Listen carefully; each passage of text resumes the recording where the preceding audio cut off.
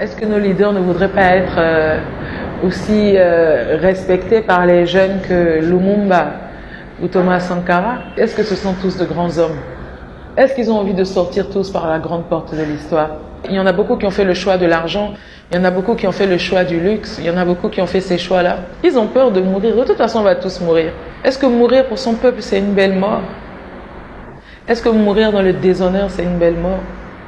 Parce que souvent ils ont tout cet argent-là, mais à la fin de leur vie ils le regrettent. Sauf qu'il est trop tard, ils ont déjà pris la petite porte de l'histoire. Après ils viennent écrire des livres pour nous fatiguer là. Ils viennent dénoncer après coup.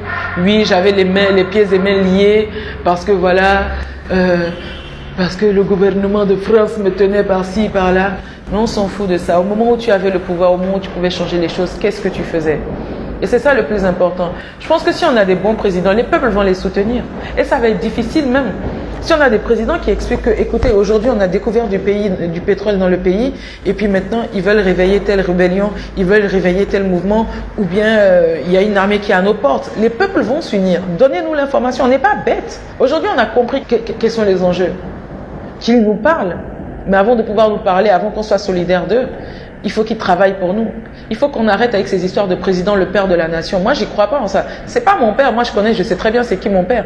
C'est mon employé. Un président, il est là pour servir les intérêts du peuple. C'est-à-dire qu'on a placé quelqu'un qu'on pensait qui était le plus à même de pouvoir gérer nos intérêts à nous tous. Donc, c'est notre employé. Nous l'employons. Si nous ne payons pas nos impôts, si nous ne payons pas nos redevances, lui, il ne sera pas payé. La plupart des opposants qui sont là, ils sont juste opposants au fait qu'ils ne sont pas au pouvoir. Ils ne sont pas opposants à des politiques. Parce que quand ils se retrouvent au pouvoir, ils ont les mêmes comportements que les comportements qu'ils dénonçaient avant. C'est des bouffons, quoi. Franchement, c'est des bouffons. Moi, je vous dis la vérité, hein, je ne crois plus dans ces gens-là, en fait.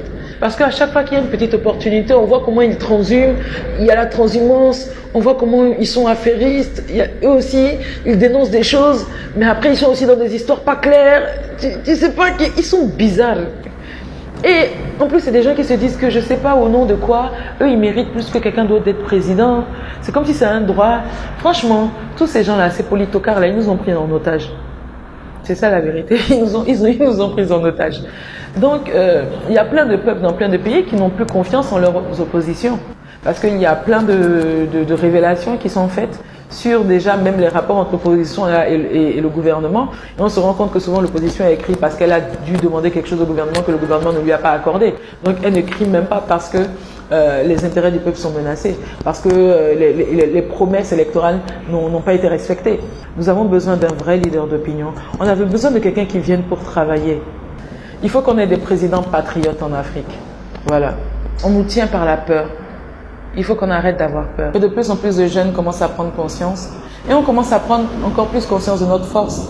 Parce que non seulement nous parlons leur langue et nous parlons nos langues, nous comprenons les codes du monde en tant que jeunes Africains. Tellement tout le monde nous envahit là.